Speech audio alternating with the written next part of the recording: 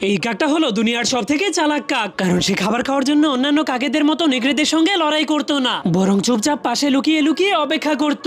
আর যখনই নেকড়ে খাবার শেষ করে সেখান থেকে চলে যেত, তখনই কাকটা তার ফেলে রাখা মাংসের উপরে গিয়ে সবার প্রথমে একটা মরিচ খেয়ে নিত, যাতে করে মাংস আরো বেশি টেস্টি লাগে। কিন্তু একদিন কাকটা যখনই প্রতিদিনের মতো মাংস খাওয়ার জন্য লুকিয়ে ছিল, তখনই নেকড়েটা তাকে দেখে ফেললে কাকটা জলদি করে পাথরের পিছনে লুকিয়ে যায়। এরপর নেকড়েটা তার খাওয়া শেষ করে চলে গেলে কাকটা আবারও তার ফেলে রাখা খাবারগুলো খাওয়ার জন্য যেতে শুরু করে দেয়। কিন্তু এরপর যখনই নেকড়েটা আরেকটা শিকারের পিছু করছিল, তখনই হঠাৎ করে পাহাড়ের উপর থেকে অনেক বড় একটা গাছ ভেঙে নেকড়েটার উপরে পড়ে যায়। এই জন্য নেকড়েটা নিজের পুরো শক্তি খাটানোর পরেও সেখান থেকে বের হতে পারছিল না, যার কারণে সে হাড় মেনে নিয়ে চুপচাপ যখনই মৃত্যুর জন্য অপেক্ষা করছিল, তখনই সেখানে সেই কাকটা চলে আসে। এরপর সে ক্ষুধার্ত নেকড়েটার পেটের ডাক শুনতে পেরে তাকে খাওয়ানোর জন্য একটা পোকা নিয়ে আসে। কিন্তু নেকড়েটা সেই পোকা খেতে না চাইলে কাকটা তার জন্য একটা ফল নিয়ে আসে, কিন্তু নেকড়েটা সেটাকেও খেতে চায়নি। এই জন্য কাকটা এক সপ্তাহ ধরে নিজের খাওয়া দাওয়া বন্ধ করে দিয়ে নেকড়েটার জন্য বিভিন্ন ধরনের খাবার আনতে থাকে। কিন্তু তবুও নেকড়েটা কিছুই খেতে না